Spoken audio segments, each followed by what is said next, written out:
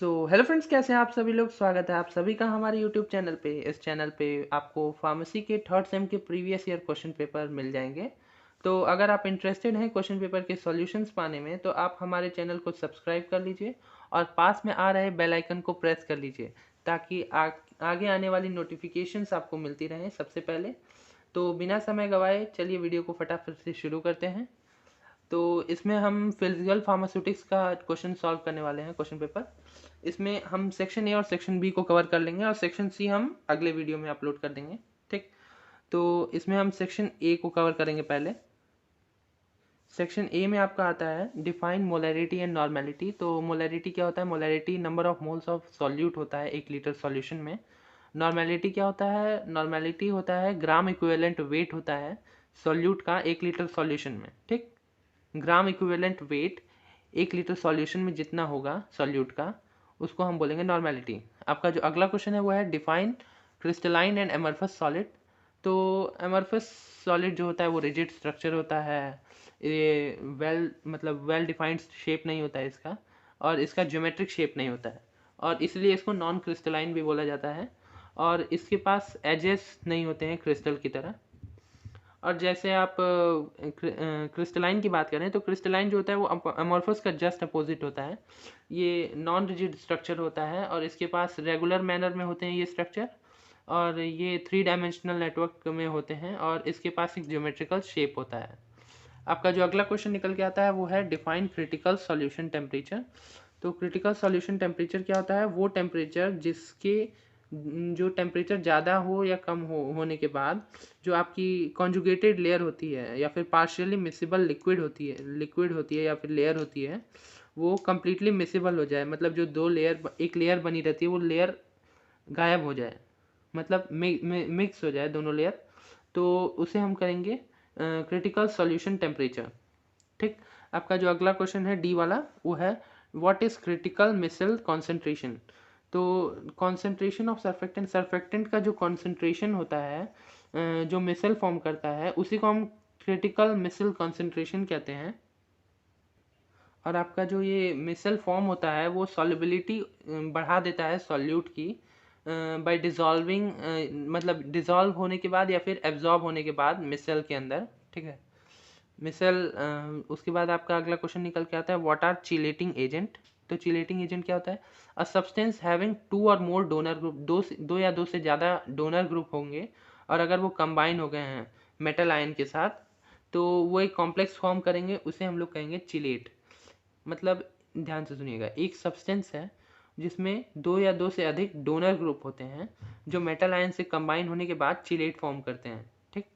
आपका जो formation of 2 और मोर, मतलब 2 या 2 से अधिक सेपरेट कोऑर्डिनेट बॉन्ड होते हैं किसी दो मल्टी डेंटेट लिगेंड के बीच में, तो उसका जो सिंगल सेंट्रल एटम होता है उसको हम लोग क्या कहेंगे? Chelating agent. ठीक।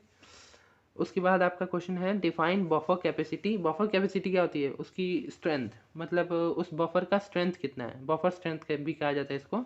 Buffer capacity is defined as moles of strong acid, मतलब जितना मोल है स्ट्रॉन्ग एसिड का या फिर स्ट्रॉन्ग बेस का रिक्वायर, मतलब जैसे कि आपके पास कोई सॉल्यूशन है, 1 लीटर सॉल्यूशन है, और उसके पीएच को चेंज करने के लिए जितना स्ट्रॉन्ग एसिड या फिर स्ट्रॉन्ग बेस चाहिए होगा, तो उसे हम कहेंगे बफर कैपेसिटी। उस सॉल्यूशन की बफर कैपेसिटी वही होती है। उसके बाद आपका अगला क्वेश्चन है डिटर्जेंसी को डिफाइन करने के लिए। तो इसमें आप बताएंगे phenomenon in which surfactant use for, मतलब ये एक ऐसा फिनोमिना होता है जिसमें जो सर्फेक्टेंट हैं उनको उसको यूज़ किया जाता है फॉरेन मटेरियल्स को रिमूव करने के लिए। जैसे आप कपड़े पे से गंदगी रिमूव करते हैं by using surfactant, soap, Rin, etcetera etcetera. ये होती है डिटर्जेंसी। अब आते हैं हम सेक्शन बी की ओर। आपका जो अगला क्वेश्चन है वो है define glassy state. Glassy state क्या होता है? ग्लासी स्टेट जो होता है मटेरियल का, वो होता है नॉन इक्विलिब्रियम सॉलिड स्टेट। मतलब एक सॉलिड स्टेट जो है होता है ये, जो नॉन इक्विलिब्रियम में होता है, मतलब इक्विलिब्रियम में नहीं होता है एक्सटर्नल इन्वायरमेंट के हिसाब से। ये एक टिपिकल इनऑर्गेनिक ग्लास होती है जो नॉन क्रिस्टलाइन पॉलीमर से बने होते हैं। ठीक है। और ये जो सिस्टम है, मतलब इसका जो सिस्टम है वो इसको हम लोग एमरफस सॉलिड भी कहा जा सकता है या फिर सुपर कूल्ड लिक्विड भी कहा जा सकता है इसमें। ठीक, ये ट्रांसपेरेंट होती हैं। आपका जो अगला क्वेश्चन है वो है what is liquid crystal, name its two type. Liquid crystal के बारे में आपको बताना है। ये जो होता है वो फोर्थ स्टेट ऑफ मैटर होता है, जैसे पहला तीन होता है सॉलिड लिक्विड गैस, और फोर्थ स्टेट जो होता है आपका वो होता है लिक्विड क्रिस्टल।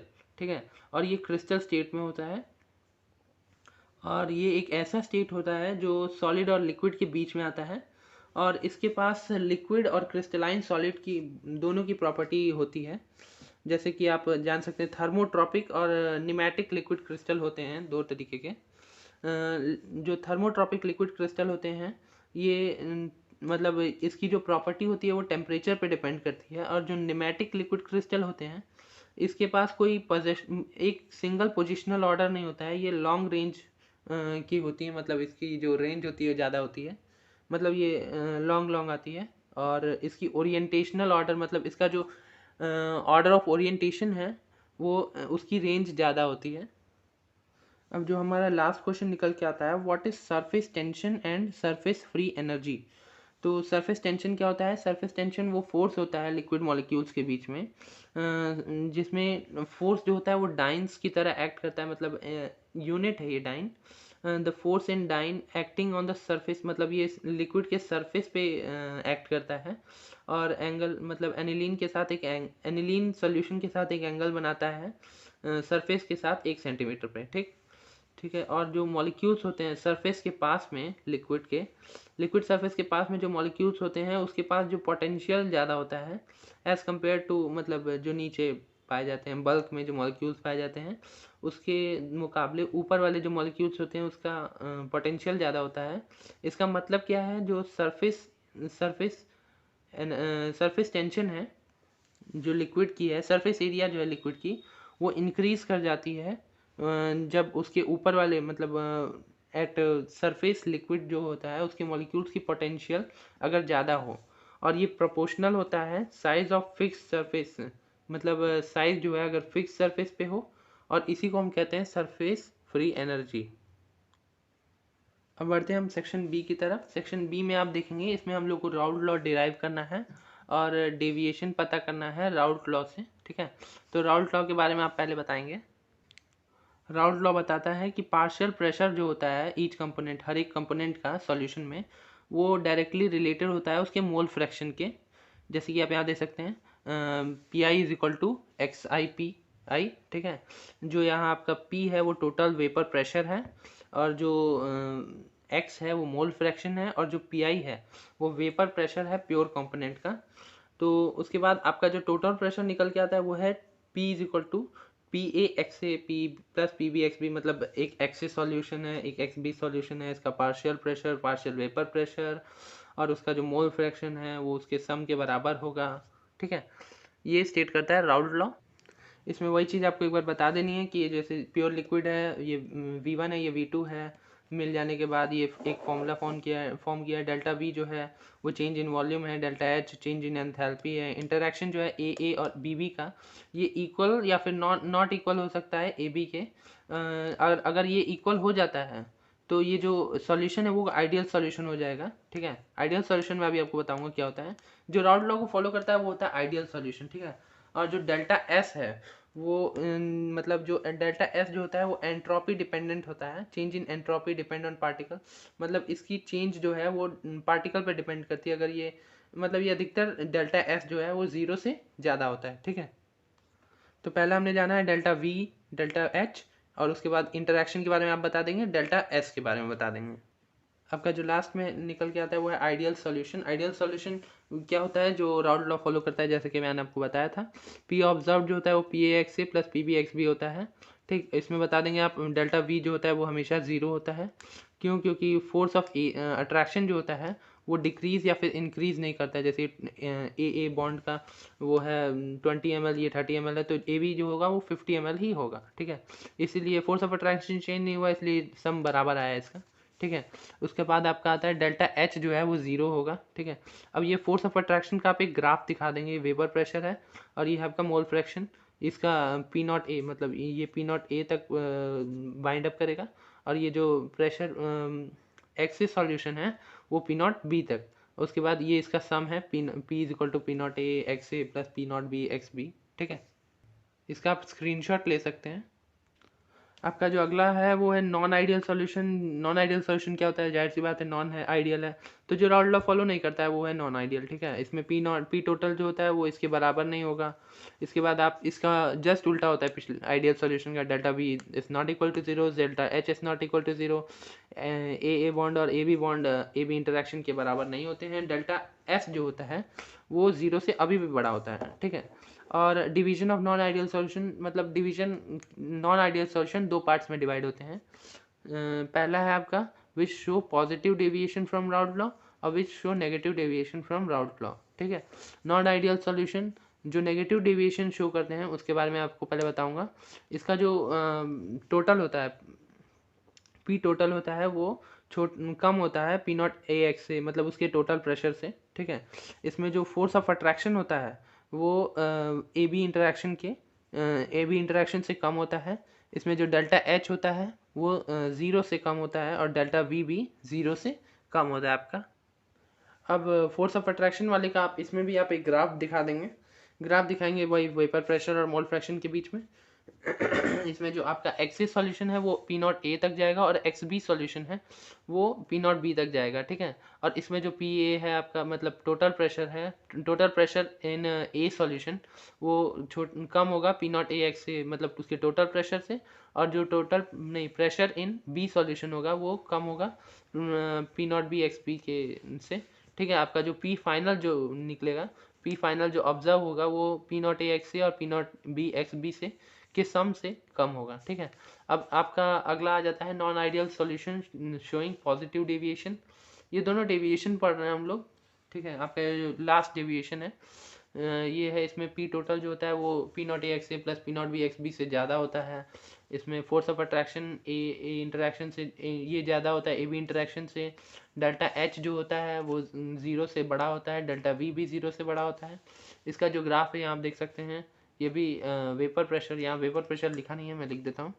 वेपर प्रेशर और मोल फ्रैक्शन के बीच में है ये, ठीक है। मोल फ्रैक्शन के बीच में द वेपर प्रेशर, ये जो आपका X is equal to zero, इसमें जब एक्स से एट जीरो होगा और एक्स भी वन पे होगा पार्शियल वेपर प्रेशर, मतलब फोर्स ऑफ अट्रैक्शन सॉरी, तो ये पी नॉट ए तक जाएगा। और ये इसका जब एक्स से वन पे होगा और एक्स भी ज़ीरो पे होगा तो ये पी नॉट बी तक जाएगा। इसके बाद आपको ऐसे ही ग्राफ शो कर देना है। पी नॉट ए जो है वो पी नॉट ए एक्स से बड़ा है और P naught B x B से बड़ा है, ठीक है। आपका जो अगला क्वेश्चन है वो है explain buffer action and application of buffer in pharmaceutical and biological system. तो जो सॉल्यूशन होता है वो किसी एक सॉल्यूशन की पीएच चेंज को रेजिस्ट करे तो उसे हम कहते हैं बफर सॉल्यूशन, ठीक है। और उसी को हम लोग बफर एक्शन भी कहते हैं, ठीक है। और अब हम जानेंगे application of buffer in buffer. तो एसिडिक बफर क्या होता है, कॉम्बिनेशन ऑफ वीक एसिड होता है और उसका सॉल्ट जो होता है सॉल्ट के साथ, ठीक है। CH3COOH है इसका वीक एसिड और ये इसका सॉल्ट है, ठीक है। अब मैकेनिज्म जान लेंगे। CH3COONA है, ये सोडियम के साथ मिलके CH3COO में डिसोसिएट हो गया है और लास्ट में हो जाता है आपका CH3COOH। इसमें जो हाइड्रोजन आयन है वो HCl से रिमूव हुए हैं और ये जो हाइड्रोजन आयन कंसंट्रेशन रिमूव हुआ है वो पीएच चेंज को स्लाइटली अफेक्ट करता है। और जब हम उसमें बेस ऐड करेंगे, ठीक है, इफ स्ट्रॉन्ग, अगर हम लोग स्ट्रॉन्ग बेस ऐड करते हैं CH3COOH में या फिर CH3COONA में, तो जो चेंज होगा, स्ट्रॉन्ग बेस हम लोग यहाँ NaOH लेने वाले हैं, तो CH3COOH तो CH3 ये डिसोसिएट हो जाएगा और NaOH यहाँ डिसोसिएट हो गया, ये H और OH मिलके H2O फॉर्म किया और ये एसिटिक एसिड और वाटर फॉर्म करेगा। और इसमें जो हाइड्रोक्सी आयन जो ईल्ड हुआ है, मतलब NaOH के थ्रू, NaOH से जो OH माइनस आयन ईल्ड हुआ है वो रिमूव हो जाता है एज वाटर की तरह ही रिमूव हो जाएगा बाय बॉइलिंग और समथिंग एल्स। आपका है ये बेसिक बफर। इसमें मैकेनिज्म ऑफ एक्शन जो होता है वो बेसिक बफर का होता है। और जैसे हम लोग कंसीडर करते हैं एक NH4 एक बफर सिस्टम को जिसमें NH4 हो, NH4Cl हो, तो और लार्ज कॉन्सेंट्रेशन हो NH4 प्लस आयन की और क्लोरीन के साथ, ठीक है। तो जब हम उसमें एसिड को ऐड करेंगे तो NH4OH डिसोसिएट होगा और HCl डिसोसिएट होगा। तो डिसोसिएट होने के बाद ये H2O फॉर्म करेंगे। उसके बाद जो हाइड्रोजन आयन ईल्ड हुआ है वो HCl के थ्रू, तो ये रिमूव हो जाएगा as water as previous thing, ठीक है, पहले जैसे, ठीक है। और द सप्लाई जो OH माइनस आयन सप्लाई हो रहा है आयंस को, वो कॉन्स्टेंटली प्रोवाइड कर दिया जाएगा अमोनियम हाइड्रोक्साइड को, ठीक है। फिर जब हम लोग बेस को ऐड करते हैं, इसमें बेस को ऐड करने के पे हम लोग, अगर हम लोग स्ट्रॉन्ग बेस ऐड करते हैं NH4OH के साथ या फिर NH4Cl के साथ, तो जो बफर चेंज होगा उसको हम लोग कैसे रिप्रेजेंट करेंगे, NHCl है, NH NH4Cl होगा, सॉरी, यहाँ NH4Cl होगा। तो ये डिसोसिएट हो गया है Cl माइनस NH4, और ये OH NaOH डिसोसिएट होकर ये फॉर्म किया है, NH4OH लास्ट में बना है हम लोग का। तो हाइड्रोक्सिल आयन जो होता है वो NaOH का जो फॉर्म हुआ है वो रिमूव हो जाएगा as an unionized ammonium hydroxide की तरह, ठीक है। पहले हम लोग वाटर की तरह रिमूव हो रहा था, पर ये आपका अलग आ गया है, पहली बार ये अलग आया है, ठीक है। तो इसमें जो pH जो होता है सॉल्यूशन का वो स्लाइटली डिफर करेगा, ठीक है। आपका जो लास्ट क्वेश्चन निकल के आता है वो है classify complex compound. Complex compounds को आपको क्लासीफाई करना है। तो ये है आपका क्लासिफिकेशन कॉम्प्लेक्स का। इसमें एक मेटल आयन कॉम्प्लेक्स होगा जिसको हम लोग कोऑर्डिनेट कॉम्प्लेक्स कहते हैं। ये 4 पार्ट्स में डिवाइड होगा, आपका inorganic types, chelates, olefin types और एरोमेटिक टाइप्स। आपका जो अगला डिवीजन है वो है ऑर्गेनिक मॉलिक्यूलर कॉम्प्लेक्स। तो इसमें हम लोग का जो होगा quinhydrone complex, picric acid type, caffeine and its other drug, polymer type. आपका जो लास्ट निकल के आता है इंक्लूजन ओकल्जन कॉम्प्लेक्स, ये सबसे बड़ा आता है। इसमें पहला हम लोग का जो क्लासिफिकेशन है वो है क्लाथरेट। क्लाथरेट, चैनल लैटिस। चैनल लैटिस हम लोग के 2 टाइप के होते हैं, मोनोमोलिकुलर और मैक्रोमोलिकुलर। मोनोमोलिकुलर को हम लोग मोनोडेंटेट भी बोलते हैं, और इसको हम लोग बाइडेंटेट, ये बाइडेंटेट हो सकता है या फिर पॉलीडेंटेट हो सकता है। आपका जो लास्ट वाला आता है वो है लेयर टाइप, ठीक है, ये आपको दिख रहा होगा, लेयर टाइप है ये। आपको ये लास्ट में आपका आता है लेयर टाइप, ठीक है। तो यहाँ पे हमारा जो सेक्शन ए और सेक्शन बी है वो कवर अप हो चुका है। अगले वीडियो में हम सेक्शन सी को कवर करेंगे। तो देखते रहिए हमारे आने वाले वीडियोस, और लाइक और सब्सक्राइब करने ना भूलिएगा। मिलते हैं अगले वीडियो में।